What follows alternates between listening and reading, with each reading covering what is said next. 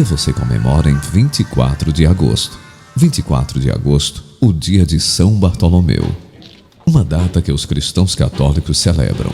O apóstolo que ficou conhecido no catolicismo como Natanael, um dos 12 apóstolos, discípulos de Jesus.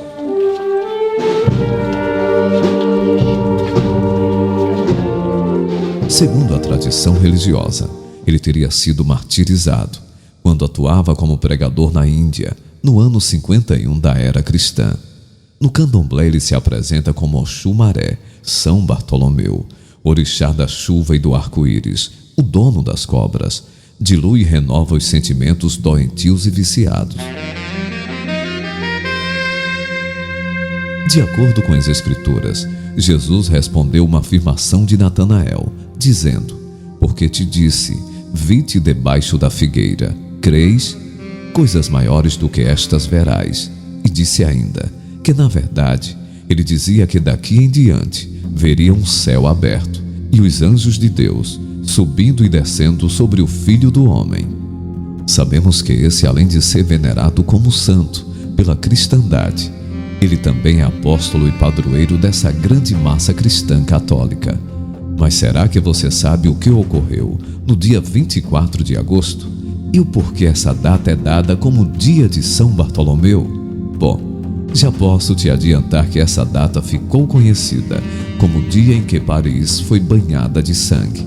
Mas antes de prosseguirmos, já te peço que deixe o seu like, inscreva-se no canal se não for inscrito, ative o sininho para ser notificado dos próximos vídeos e também compartilhe em grupos de WhatsApp, Facebook e Telegram para ajudar o nosso canal a crescer. Eu sou Inácio Dias e você é muito bem-vindo ao Verdade Secreta, onde trazer fatos e assuntos interessantes para você é a nossa prioridade. Voltando ao assunto, o cristianismo irá fazer de tudo para que seus seguidores e fiéis não vejam suas crueldades e matança praticadas nesta data. Muitos acreditam que assim tentaram camuflar esse triste episódio, dedicando essa data a uma figura bíblica importante como Natanael. E assim os fiéis não vejam a triste história de crimes que a Igreja Católica cometeu nessa data.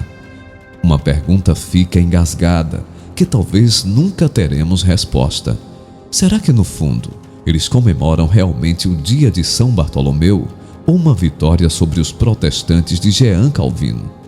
Se vocês quiserem saber a história de Calvino, posso fazer um vídeo específico, deixe nos comentários. Quero a história de Jean Calvino. Agora, será que houve arrependimento por parte do catolicismo em fazer jorrar rios de sangue dos protestantes? Em uma matéria para o BBC, o jornalista Edson Veiga relata em sua matéria: foi um massacre, uma verdadeira carnificina, o que se viu em Paris há 450 anos. O episódio entrou para a história como Noite de São Bartolomeu, porque foi iniciado nas primeiras horas da madrugada do dia 24, data em que católicos celebram o santo. Ou seja, meus amigos, o crime foi comemorado sim.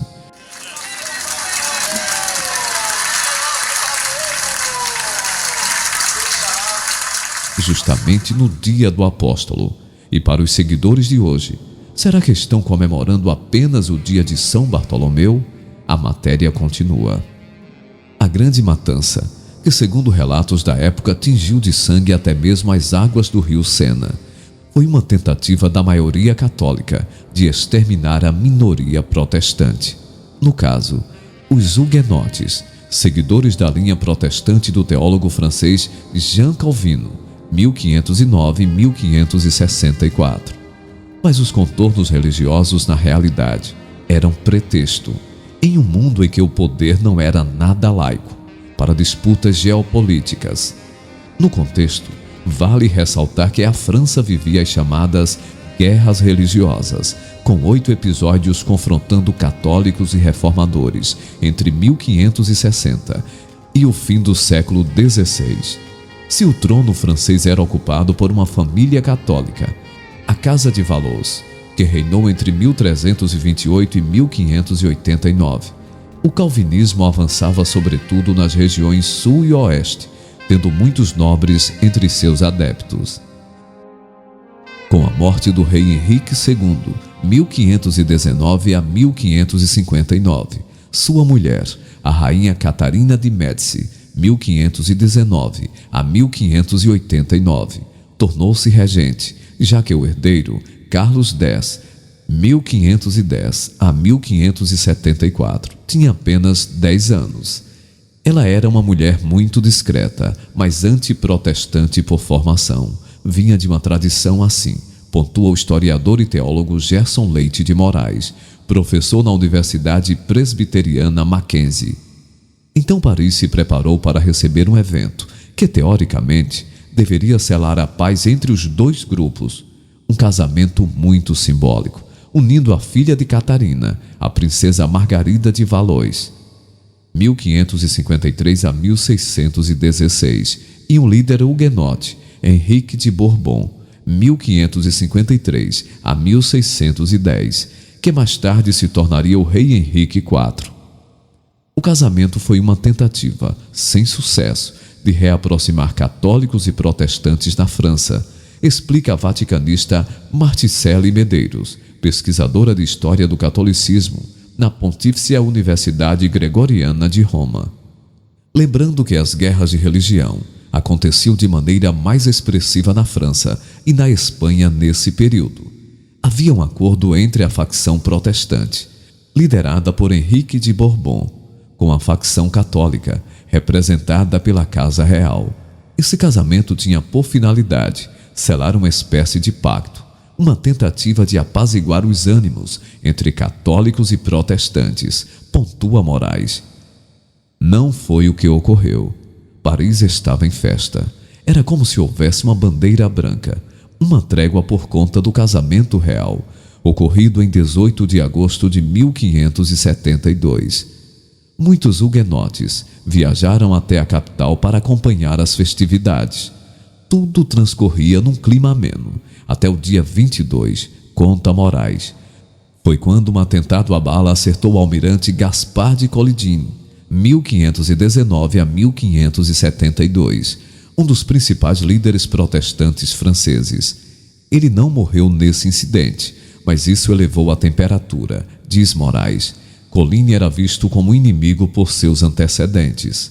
Ele era líder do Partido Protestante e já havia entrado para a luta armada contra católicos anos antes. Embora parte da historiografia o descreva como alguém que preferia mais a diplomacia, frisa Medeiros.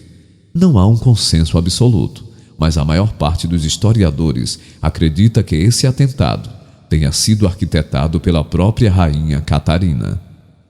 Como o atentado não foi bem sucedido, ela então determinou que o serviço fosse executado de maneira plena, agora com a participação do próprio rei Carlos IX, narra Moraes. Aproveitando-se do fato de que a cidade estava com os principais líderes calvinistas, por conta do casamento, os nobres católicos teriam então preparado uma lista com os nomes daqueles que deveriam ser executados. O plano era deixar a facção protestante acéfala. Carroças carregadas de cadáveres, homens, mulheres, garotas e até mesmo crianças foram jogadas no Sena, enquanto torrentes de sangue corriam em muitas áreas da cidade, escreveu ele. Manzurek encontrou relatos até de uma garotinha que foi banhada no sangue de seus pais assassinados e ameaçada com o mesmo destino, se porventura também ela se tornasse huguenote. De acordo com informações da época, 1.100 corpos foram retirados do rio Sena nos dias seguintes ao massacre. Não há um número exato de quantos foram executados. Historiadores mais comedidos cravam 3.000. Outros acreditam que a cifra pode ter sido de 100.000. A maior parte, contudo, costuma situar entre 20.000 e 50.000 o número de mortos. O que ninguém questiona foi a brutalidade da violência que se viu pelas ruas. Os protestantes foram degolados, mutilados, estripados. Foi uma situação violentíssima, um atentado contra a causa calvinista, em um momento de trégua, de paz. Afinal, houvera um casamento, comenta Moraes. Dos protestantes franceses que foram a Paris, poucos escaparam com vida. Quem conseguiu, fugiu ou se escondeu, afirma ele.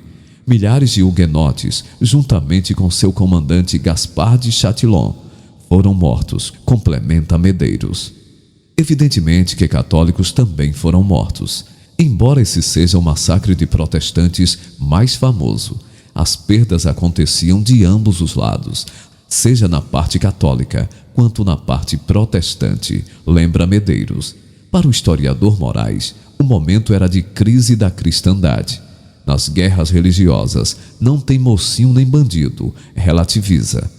Onde prevalece o católico, o protestante sofre. Onde prevalece o protestante, o católico sofre. Mais do que luto e cicatrizes, o episódio deixou sequelas históricas, evidentemente. O posicionamento da Igreja Católica na época foi controverso.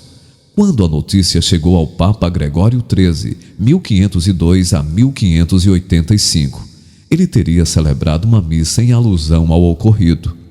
Há uma polêmica quanto a isso, porque muitas fontes dizem que ele celebrou em ação de graças pela morte dos hereges, o que contribuiu para acirrar ainda mais a situação entre católicos e protestantes, como se o Papa tivesse chancelado uma chacina, comenta Moraes. Mas outros afirmam que o Papa fez isso de maneira inadvertida, sem saber da gravidade do que realmente tinha ocorrido.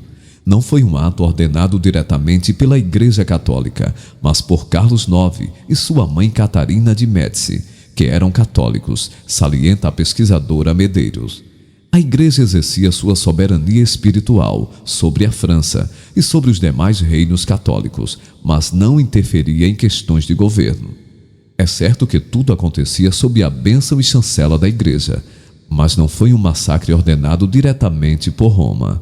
A liberdade religiosa, contudo, seria uma conquista bem mais tardia. Medeiros explica que a questão envolvia disputas territoriais, principalmente quando os príncipes tomavam parte dessa disputa, ou seja, era algo que havia ultrapassado a esfera religiosa. Na França daquele momento, estava estabelecido que os súditos deveriam professar a fé de seus soberanos, explica ela. Eram obrigados. Quem não quisesse professar a fé da corte deveria deixar o território, diz Medeiros. Só em 1648 é que um acordo passou a garantir certa liberdade de consciência. Mesmo assim, Medeiros lembra que ainda era considerado dissidente aquele que não professasse a religião do rei. O massacre praticamente acabou com o calvinismo na França. As principais lideranças ou morreram ou tiveram de fugir, se exilar. A causa calvinista morreu na França e renasceu em outros lugares, como nos Países Baixos, conta o historiador. Mas outra consequência foi o desenvolvimento teórico de um debate que questionava a própria ideia de absolutismo. Afinal, se o rei era visto como representante de Deus na terra, era preciso um argumento que viabilizasse esse direito, a resistência ao mesmo. Como enfrentar um rei que se julga representante de Deus? Os protestantes acabam desenvolvendo uma teoria de resistência, pontua Moraes. Neste contexto, foram publicadas obras de intelectuais huguenotes. As principais são Franco Galia, do pensador François Rothman, 1524 a 1590, Direitos dos Magistrados sobre seus Súditos, do teólogo Théodore de Bèze, de 1519 a 1605, e Protesto contra os Tiranos, do teólogo Philippe Duplessis Mornay, de 1549 a 1623, e do diplomata Hubert Languet, de 1518 a 1581. Ou seja, de uma aparente derrota, surgiram na sequência trabalhos muito interessantes de contestação ao poder absolutista, comenta o historiador Moraes. Além disso, ficou ainda um capricho irônico da história. A noite do episódio celebra São Bartolomeu, como ficou conhecido no catolicismo Natanael, um dos 12 apóstolos de Jesus. Segundo a tradição, ele teria sido martirizado quando atuava como pregador na Índia, no ano 51 da era cristã, e sua morte teria ocorrido de forma violenta, por esfolamento. Por isso ele é assim representado, segurando a própria pele, na Capela Sistina, na obra-prima de Michelangelo, 1475 a 1564. O suposto mártir São Bartolomeu acabaria pela data, associado a esse martírio dos calvinistas no século XVI, compara Moraes. Uma morte muito violenta, que gerou veneração a um santo, ligado pela data a mortes muito violentas, 450 anos atrás. Bom, mediante toda essa história assustadora, diga-nos o que você achou de tudo isso. Você já conhecia essa história? E você, é católico ou protestante? Chegou a hora de você interagir conosco. Reservamos esse momento para você. Gostou do vídeo de hoje? Tem alguma sugestão para novos vídeos? Fico aguardando da sua opinião. Eu vou ficando por aqui. Só lembrando que não esqueça o like, inscrição se não for inscrito e compartilhamento para ajudar o nosso canal. Assim o YouTube entende que nosso canal é relevante e indica nossos novos vídeos para você. Muita luz e sabedoria. Um forte abraço e até o próximo vídeo com muito mais assuntos super interessantes como este. Gratidão.